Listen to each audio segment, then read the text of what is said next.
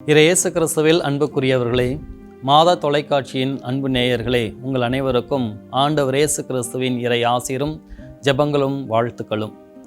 இன்றைய நாளிலே நாம் திருப்பாடல் 30 பற்றி சிந்திக்க இருக்கின்றோம்.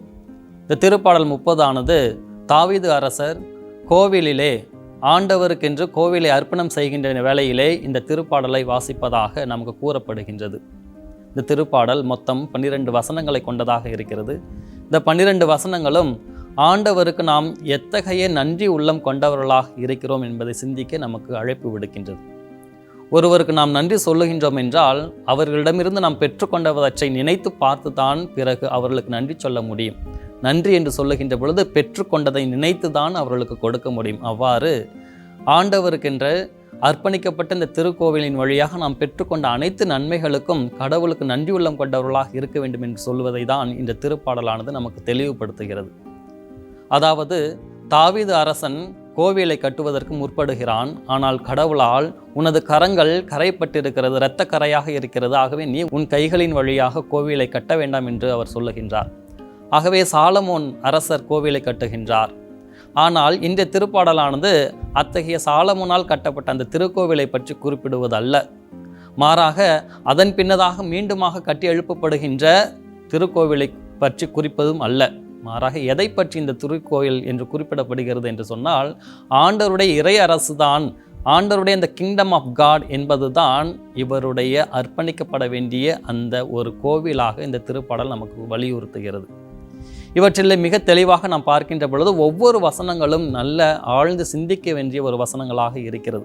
அவற்றில் முதலிலே ஆண்டவரை உம்மை ஏத்தி போற்றுவேன், ஏனெனில் நீர் என்னை கை தூக்கி விட்டீர் என்ற ஒரு வசனம் மிக அழகாக ஆண்டவரை பற்றி சிந்திக்க அழைப்பு விடுக்கின்றது.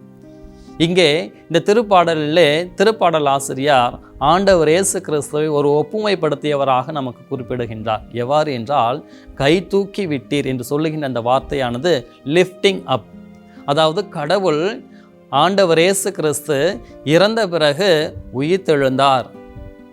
அந்த இரக்கத்திலே அடக்கம் செய்யப்பட்ட பிறகு பாதாளங்களிலே இறங்கி மீண்டுமாக அவர் உயிர்த்தெழுந்தார் என்று அவரை தூக்கி விட்டார், கை தூக்கி விட்டார், உயர்த்துகிறார் என்ற ஒரு மனநிலையை, ஒரு சிந்தாந்தத்தை, ஒரு சிந்தனையை நமக்கு கொடுப்பதாக இருக்கின்றது. அதனிலே 2வது வசனங்களிலே பார்க்கின்ற பொழுது, என் கடவுளாகிய ஆண்டவரை உம்மிடம் உதவி வேண்டினேன் என்ற இந்த வார்த்தையானது எதை குறிப்பிடுகிறது என்றால், டிபெண்டன்ஸ் ஆன் காட், கடவுளை அன்றாடம் நாடி நிற்பது என்ற ஒரு சூழ்நிலையை குறிப்பிடுகின்றது.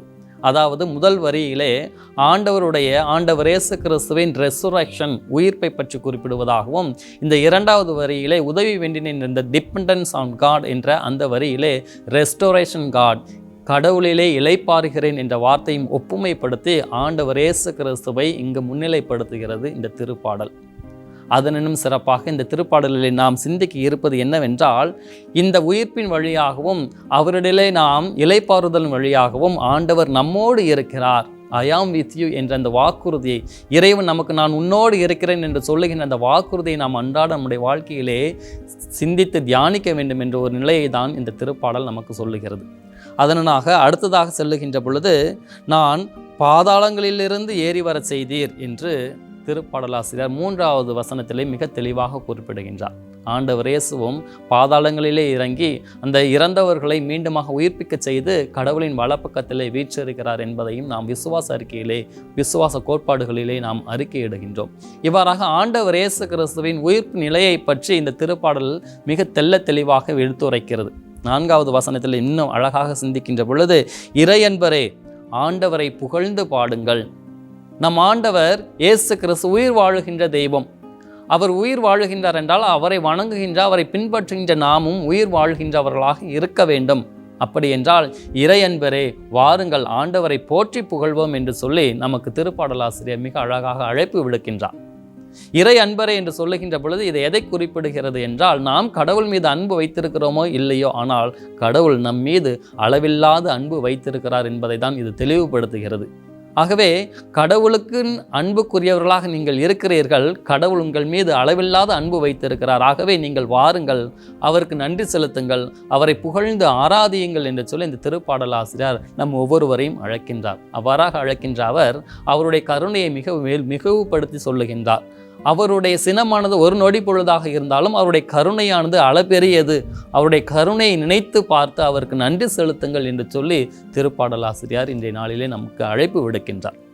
ஆகவே ஒவ்வொரு நாளும் மாலையிலே ஒரு அழுகையாக இருந்தாலும் அதனை தான் திருப்பாடலிலே அவர் சொல்லுவது, மாலையில் அழுகை காலையிலோ ஆர்ப்பரிப்பு. ஒவ்வொரு நாளும் சாயும் பொழுது, ஒவ்வொரு நாளும் உறங்கச் செல்லுகின்ற பொழுது நாம் ஆண்டவரிடத்திலே நம்முடைய ஜபங்களின் வழியாக நம்முடைய அழுகையை சமர்ப்பிக்க வேண்டும். அன்றைய நாள் முழுவதையும் இறைவனிடத்திலே சமர்ப்பிக்க வேண்டும்.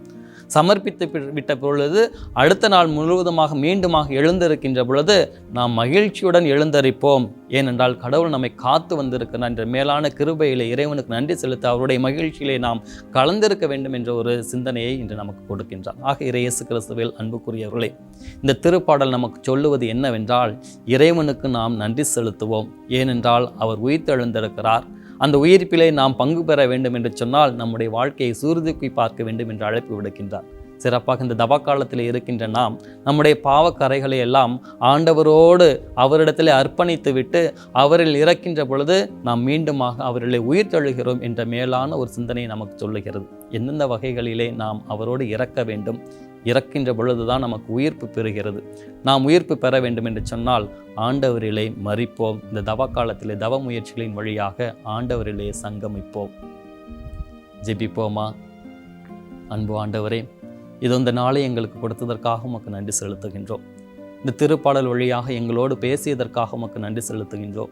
நீர் வாழுகின்ற கடவுள், நீர் எங்களை அளவில்லாமல் அன்பு செய்கின்றீர். அந்த அன்பை நாங்கள் பெறுவதற்கு எங்களுக்கு தடையாக இருக்கின்ற எங்களுடைய தவறுகளை, பாவங்களை நாங்கள் நினைவு கூர்ந்து உம்மிலே உயிர்ப்பிக்கக்கூடிய ஆற்றலை எங்களுக்கு தந்தருளும். ஆமேன்.